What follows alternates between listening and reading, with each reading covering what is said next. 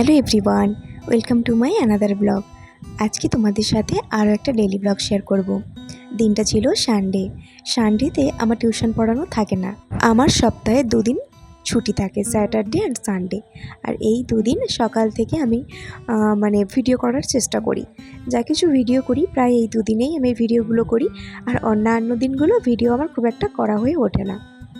তো আজ যেহেতু সানডে ছিল সেজন্য ভাবলাম যে না, আজকে থেকে একটু ব্লগটা শুরু করি।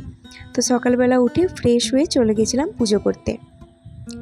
পুজো পার্বণ সেরে চলে আসি নিচে এসে আমার নিজের কাজকর্মগুলো করি।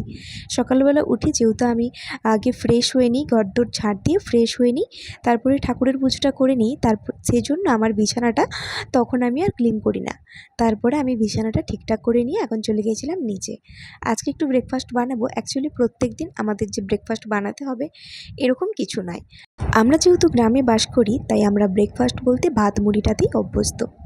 কিন্তু আমি প্রায় ব্রেকফাস্টে ওটসটাই খাই, কারণ হেলদি খাবারটা আমি খাওয়ার এই কারণে চেষ্টা করি, আমার একটু সমস্যা রয়েছে সেজন্যই। তবে আমি যে একদম বিশাল হেলদি খাবার দাবার খাই এমনটা নয়, তবে একটু বুঝে শুনে খাই। তো আমি আজকে একটু স্যান্ডউইচ বানিয়েছিলাম, ভাগনাও বাড়িতে রয়েছে। স্যান্ডউইচ বলতে ওই আর কি আমার মতো করে স্লাইস ব্রেড দিয়ে ভেতরে একটু আলু চোখা দিয়ে তারপরে সেটাকে ডিম দিয়ে একটু ফ্রাই করে নিয়েছিলাম। খেতে কিন্তু ভালোই লাগে, তবে আমি খাইনি। আমি খেয়েছি দুটো স্লাইস ব্রেড, সাথে একটা ডিমের পোচ, সেটা আবার জল দিয়ে। এখন রেডি হয়ে নিচ্ছি পিসিমণির বাড়ি যাব বলে। আমার বাড়ি থেকে পিসিমণির বাড়ি 7 মিনিটের ডিস্টেন্স, মানে ওই 5 থেকে 7 মিনিট হবে। তো যেহেতু দিদিরা আসবে তো সেহেতু আমাকে বললো যে তুইও চল। তো সেজন্য ভাবলাম একটু ঘুরে আসি। যেহেতু রবিবার ছিল তাই বড়মশাইয়ের সাথেই যাচ্ছিলাম।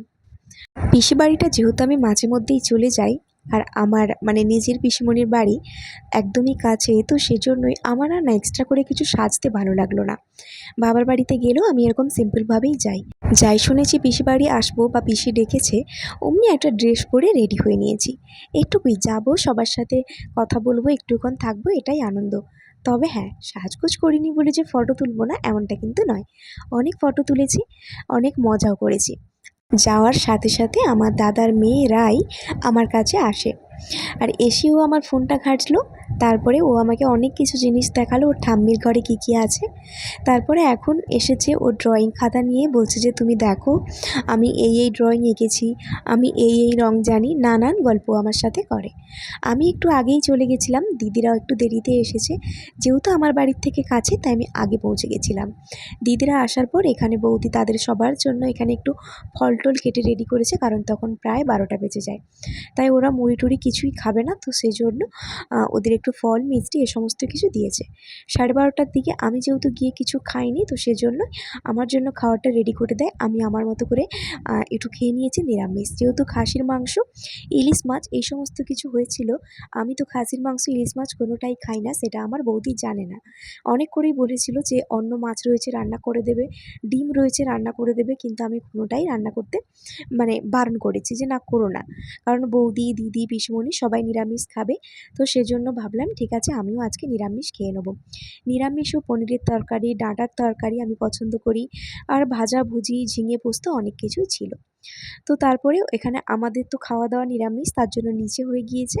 আর এখানে দিদি এসে, জামাইবাবু, আমার বড়মশাই, দাদা, দিদির ছেলে সবার জন্য এখানে লাঞ্চগুলো রেডি করছিল। তো সবাই মিলে এখানে বসে পড়েছে খেতে। আর আজকের ভিডিওটা বেশি আর বড় করলাম না, চলো এখানে